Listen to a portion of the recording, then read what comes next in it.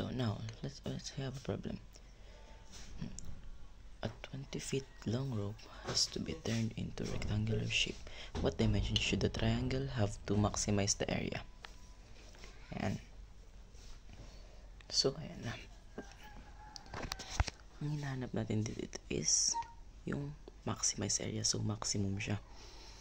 Now, gawin muna natin is sulat muna natin yung length ng rope, which is 20 feet. 20 feet long rope. Ganyan lang. So, pagtapos naman yan is i-illustrate muna natin yung kung saan siya magiging turn or yan, magiging rectangle siya.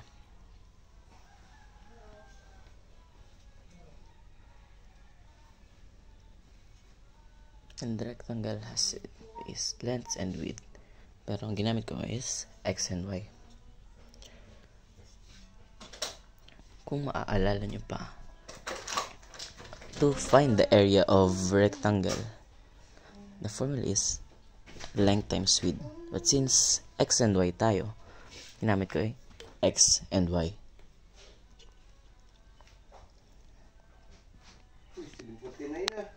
Now, next naman ang hanapin natin is ang ating perimeter.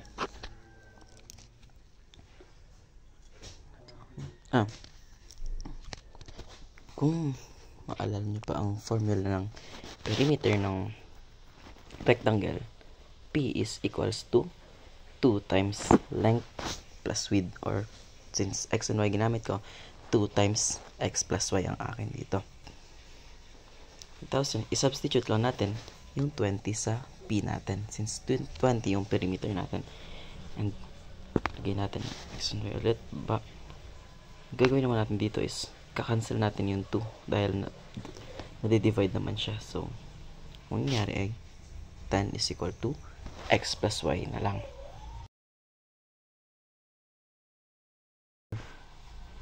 Pwede na tayong mag-derive ng formulas natin from this. Let's get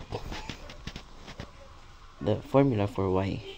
The formula for Y is 10 minus X.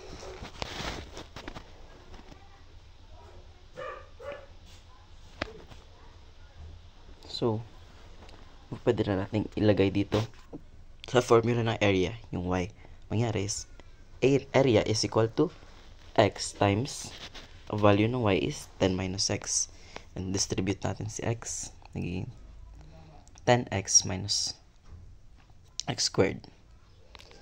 After that, mangyari is, kukunin natin yung A prime, or ang first derivative natin, which is 10 minus 2x. Now, we will equate it to 0 in the next step. So, 10 minus 2x is equal to 0.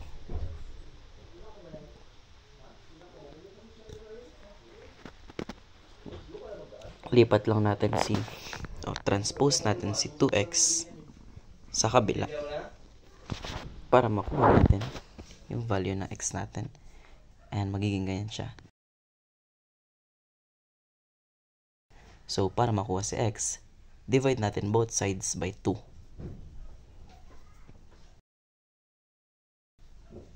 Therefore, ang x natin is equals to 5.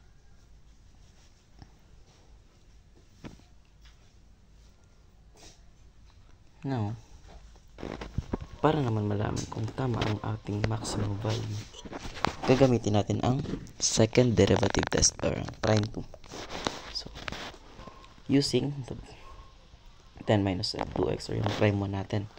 So, 10 minus 2x, ang derivative niya is, since constant ng 10, automatic 0 na yan. Ang derivative ng negative 2x is negative 2.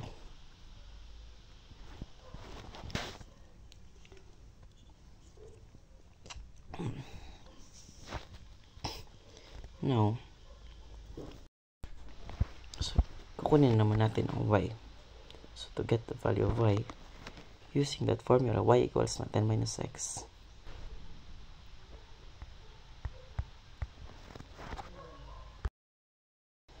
substitute natin si x sa 5 and we get y is equals to 5.